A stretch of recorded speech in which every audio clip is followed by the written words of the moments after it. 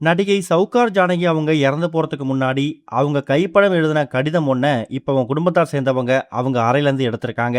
அதை படிச்சு பார்த்துட்டு ஒட்டுமொத்த ஃபேமிலியும் ரொம்ப எமோஷனாக ஃபீல் பண்ணி அழுதுருக்காங்களாம். தமிழில் மட்டும் இல்லாமல் தெலுங்கு, மலையாளம், கன்னடம்னு சொல்லி பல மொழி திரைப்படங்களில் தன்னுடைய தனித்துவமான நடிப்பை வெளிப்படுத்தி கிட்டத்தட்ட ஒரு 50லேருந்து 60 வருஷ காலம் சினிமாவில் ஒரு பிரபலமான நடிகையாக வலம் வந்தவங்க தான் நடிகை சவுகார் ஜானகி. ஆரம்பத்தில் கதாநாயகி, குணச்சித்திர வேடம் அப்படி நடிச்சிட்டு இருந்தவங்க நாளுக்கு நாள் புதிய தலைமுறை ஹீரோக்கள் வரும்போது அவங்களுக்கு அம்மா கதாபாத்திரம், அவங்களுக்கு மாமியார் கதாபாத்திரம்னு சொல்லி தொடர்ந்து சினிமாவுக்கு தன்னோட பங்களிப்பை கொடுத்துட்டே தான் இருந்திருக்காங்க. 94 வயசு ஆகியிருந்த இவங்களுக்கு கடந்த ஒரு சில மாதங்களாவே எக்கச்சக்கமான உடல்நல பிரச்சனைகள் ஏற்பட்டிருக்குது.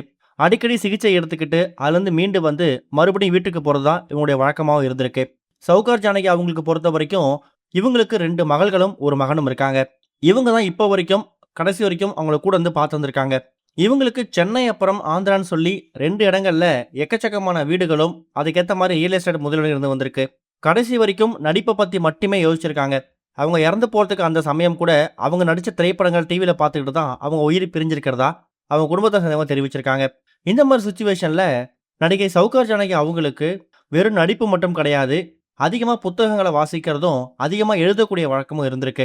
தன்னுடைய ஒரு 70-80 வயசு காலகட்டத்தில் உடல்நிலை நல்லா இருக்கும்போது அவங்களாவே எழுந்து நடக்கக்கூடிய அந்த சூழ்நிலையில் அடிக்கடி புத்தகங்கள் வாசிக்கிறது, எழுதுறது, அவங்க வீட்டுக்குள்ளே ஒரு லைப்ரரி அமைச்சு அந்த லைப்ரரியில் படிக்கக்கூடிய புத்தகங்களையும், குறிப்பாக அவங்க படிக்கக்கூடிய புத்தகங்கள்லாம் எப்படி இருந்திருக்கு அப்படின்னா கலை சார்ந்த, திரைத்துறை சார்ந்த புத்தகங்களாக தான் இருந்திருக்கு.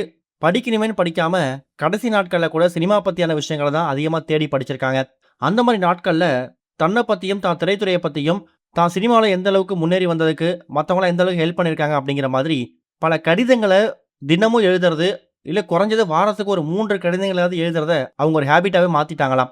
அதுலேயும் அவங்க கையால் அவங்களே கடிதம் எழுதுகிற அந்த உடல்நிலை எப்படி தெம்பு இருந்திருக்கோ அந்த கடைசி நாட்கள் வரைக்கும் அடிக்கடி அதிகமான கடிதங்களை எழுதி அந்த கடிதங்கள் எல்லாமே ஒரு பேக் நிரம்புற அளவுக்கு கடிதங்களாக இருந்திருக்கு.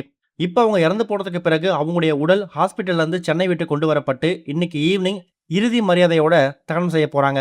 இந்த மாதிரி சுச்சுவேஷனில் அவங்க பயன்படுத்தின அந்த அறையில் அவங்க ஞாபகார்த்தமாக ஏதாவது பொருட்கள் இருக்கா, அது கூடயே சேர்த்து தகனம் பண்ணலாம் அப்படின்னு பார்க்கும்போது தான் அவங்க அறையில் ஒரு பேக் இருந்திருக்கு. அந்த பேக்கில் அவங்க எழுதின பல கடிதங்கள் இருந்திருக்கு.